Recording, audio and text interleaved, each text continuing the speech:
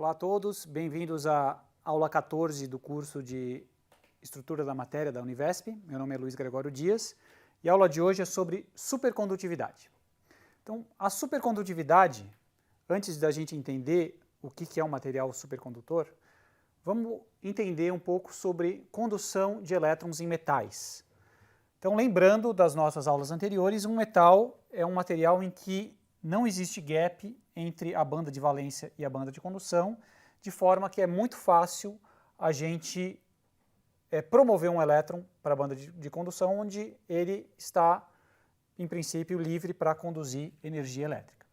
Então, a corrente elétrica em metais, conduzida pelos elétrons, é um fenômeno bem estudado, e a gente sabe que os elétrons em metais eles conduzem corrente elétrica quando nós aplicamos uma diferença de potencial entre duas placas localizadas, por exemplo, no extremo de uma amostra ou de um pedaço de metal, como está mostrado aqui nessa figura. E nós sabemos que os elétrons eles perdem energia ao conduzir essa corrente elétrica. Uma das medidas dessa perda de energia é dada pela chamada resistência elétrica do circuito, que em vários materiais, em várias ocasiões, é muito bem descrita pela famosa lei de Ohm.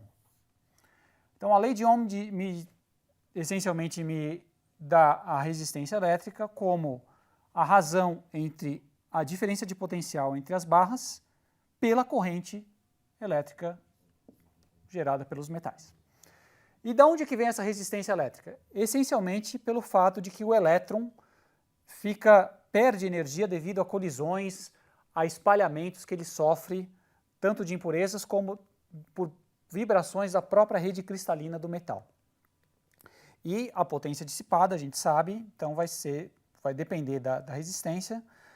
Toda vez que existir alguma resistência, vai ter uma potência dissipada, vai ter alguma dissipação de energia. Porém, essa dissipação ela é menor se a temperatura é menor. A resistência ou a resistividade do metal, a resistividade é um parâmetro que é intrínseco ao material e a gente pode aqui calcular a resistividade multiplicando a resistência pela seção de área A da amostra dividido pelo seu comprimento. Então a gente tem uma medida que é independente dos fatores geométricos que entram aqui no caso do circuito. Essa resistividade, então note que a unidade da resistividade é ohms, que é a unidade de resistência elétrica, vezes uma unidade de comprimento, que vem dessa área dividido por um comprimento. Então, ohms vezes metro, por exemplo, é uma unidade de resistividade bastante usada. Essa resistividade ela diminui conforme a temperatura diminui. Por quê? Porque se a temperatura alta, o elétron tem diferentes tipos de espalhamento, as fontes de espalhamento e os mecanismos que levam a esses espalhamentos são suprimidos quando nós abaixamos a temperatura.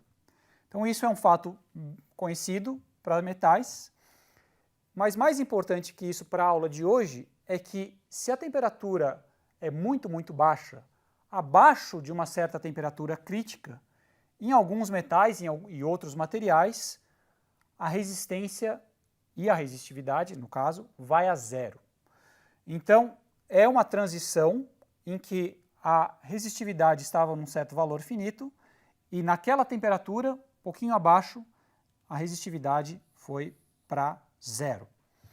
Então, nesse regime, para T menor do que essa temperatura crítica, para ter temperaturas abaixo desse ponto de transição, o material se comporta como um condutor perfeito.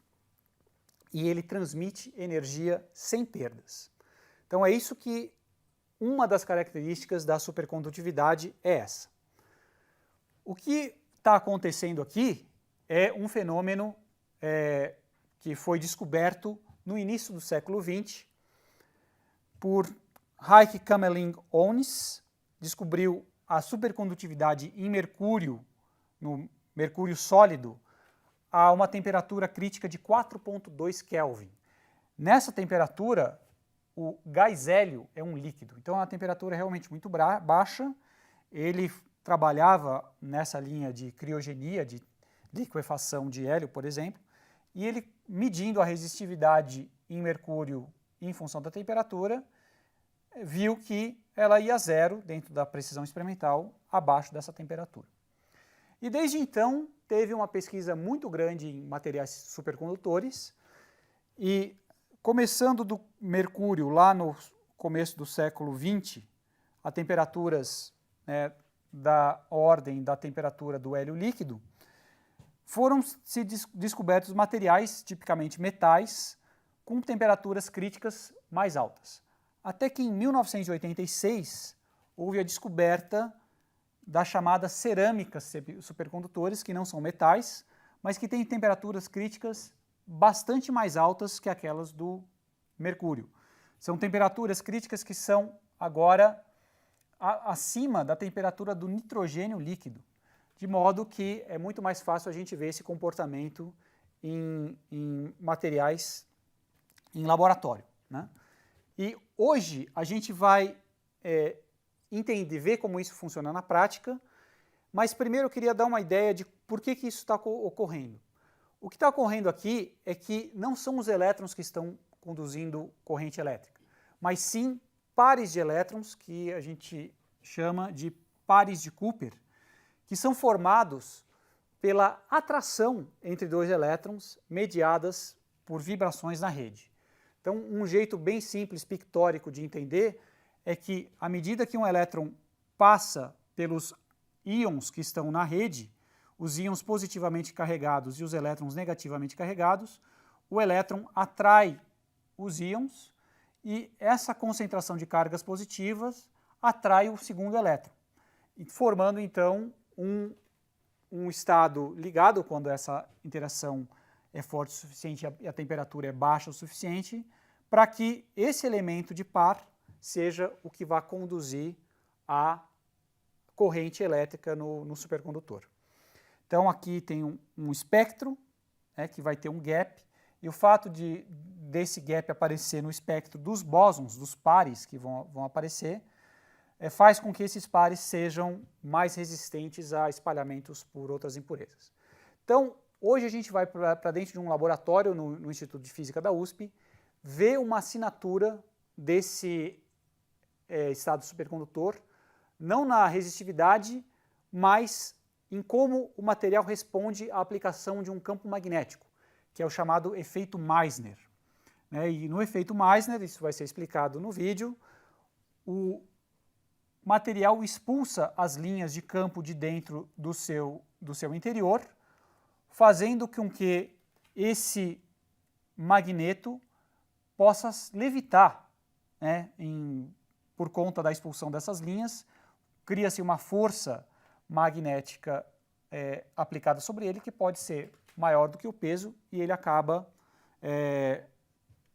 levitando, e tem a gente vai falar um pouquinho de possíveis aplicações práticas desse efeito no nosso dia a dia, que ainda não são realidade, mas sempre existe essa possibilidade. Então, para isso, a gente vai agora para o laboratório do professor Renato Jardim, ver como que um supercondutor funciona na prática. Espero que vocês gostem. Para entender melhor como funciona a supercondutividade na prática, a gente veio aqui no Instituto de Física da USP, no laboratório do professor Renato Jardim, do Departamento de Materiais e Mecânica. E a gente está aqui com o Fábio, que é aluno de pós-graduação do professor Renato, que vai explicar para a gente como é o procedimento de, primeiro, construir a amostra e depois fazer uma demonstração para a gente de supercondutividade. Fábio, na aula eu mencionei que a supercondutividade foi descoberta no começo do século passado em materiais como o mercúrio, que são metais e são supercondutores a uma temperatura muito baixa, da ordem de 4 graus Kelvin. Aqui vocês trabalham com materiais que têm temperaturas de transição supercondutora mais altas? Sim, professor Luiz. Nós também trabalhamos com esses materiais supercondutores de alta temperatura. Esses materiais eles são basicamente formados de óxidos de cobre e são chamados de cupratos. Essa família de materiais, os cupratos, a supercondutividade foi descoberta somente no final da década dos anos 80. Desde então, há um grande interesse científico e tecnológico na produção e aplicação desses materiais para obter diversos avanços na sociedade. E esses materiais são cerâmicas, essencialmente. São E cerâmicas. como que elas são produzidas? Elas são produzidas através do método de difusão do estado sólido. Para conduzir esse método, primeiramente, o que a gente faz é misturar os reagentes iniciais, os óxidos iniciais, Que são esses materiais que são os materiais óxido de nitro, carbonato de bário e óxido de cobre. Após essa mistura inicial, essa amostra é levada ao forno para um tratamento térmico de cerca de 750 graus Celsius durante alguns dias. Então você mistura esses pós aqui, como está mostrado aqui, é isso? Isso, exatamente. Nesse cadinho estão os pós já misturados. Certo. E isso aqui É vai levado ao pro forno. forno. Exatamente, conforme Podemos ver aí o que tem. esse pó está dentro desse cilindro branco no interior desse forno que está a temperatura de 750 graus aproximadamente. E fica aí por quanto tempo? Para fazer essa amostra em questão é da ordem de 2 semanas. Ok. E uma vez que a amostra passou-se 2 semanas dentro do forno, como é que ela sai? Então, ao retirar a amostra, ela vai apresentar esse aspecto cilíndrico. Como uma pastilha. Uma pastilha, exatamente. E ela queimou, ela carbonizou, por isso ela é totalmente escura. Essa pastilha, então, está pronta para ser testada nas suas propriedades supercondutoras. Então vamos lá fazer esse teste? Vamos lá. Bom, Fábio, então explica para nós o que a gente tem aqui para essa demonstração. Professor, temos aqui nitrogênio líquido que está dentro dessa garrafa térmica. Também temos um pedaço de ímã. A amostra supercondutora no formato de pastilha, conforme mostrado anteriormente. E também um recipiente de vidro para aguentar os ciclos térmicos que a gente vai utilizar nessa demonstração. Ou seja, a gente vai despejar nitrogênio líquido nesse recipiente e aí o que vai acontecer? A amostra vai ser resfriada na temperatura do banho térmico, que é o banho do nitrogênio líquido, que é da ordem de 80 Kelvin. Nesse momento... Menos 200 graus Celsius. Mais ou menos menos 200 graus Celsius. Nesse momento, a amostra estará no estado supercondutor. Ok. E a gente vai ver alguma coisa acontecer com o ímã. Exatamente. Uma propriedade de supercondutores é o chamado efeito Meissner, que é a repulsão do fluxo magnético no seu interior. Então vamos ver o que acontece. A gente vê o nitrogênio líquido fervendo, né? Isso, professor. Isso é por causa que a temperatura da nossa atmosfera é 300 graus, que é muito mais alta que a temperatura de ebulição do nitrogênio líquido. 300 graus Kelvin. 10 graus Kelvin. Então ele está resfriando o recipiente. E a gente Isso vê que a fervura vai diminuindo um pouquinho, né? Exatamente. Isso quer dizer que o sistema está começando a entrar em equilíbrio térmico. Vou colocar mais um pouquinho de nitrogênio para manter a temperatura. E a gente vê que a amostra está aos poucos também resfriando, entrando em equilíbrio térmico com o nitrogênio líquido. Exatamente. A amostra já deve estar no estado supercondutor. Então agora o que eu vou fazer é vou colocar o ímã sobre a amostra.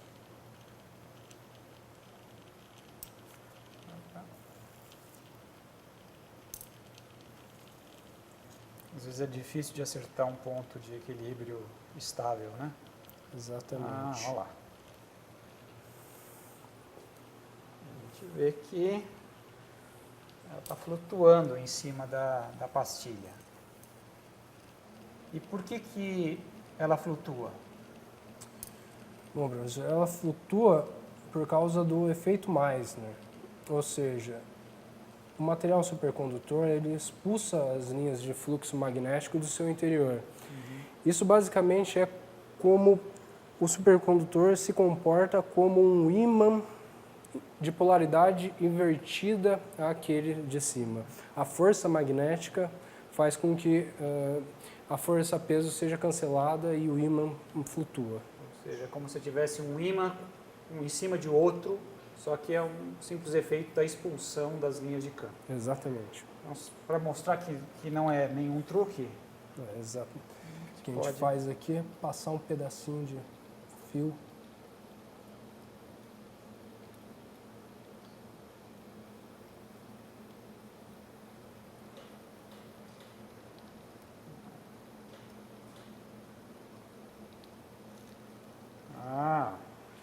E esse efeito poderia ter alguma aplicação tecnológica? Sim. Por exemplo, em transporte?